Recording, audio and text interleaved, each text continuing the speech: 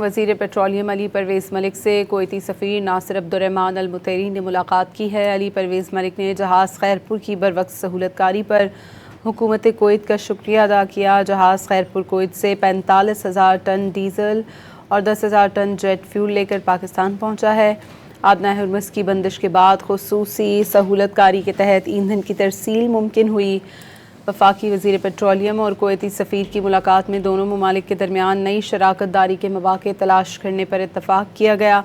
پاکستان میں کویت کی جانب سے اسٹریٹجک اسٹوریج تعمیر کرنے، ریفائننگ سیکٹر میں تعاون اور مشترکہ منصوبوں پر بات چیت کی گئی۔ کویتی سفیر نے پاکستان کی امن کوششوں کی تعریف کی۔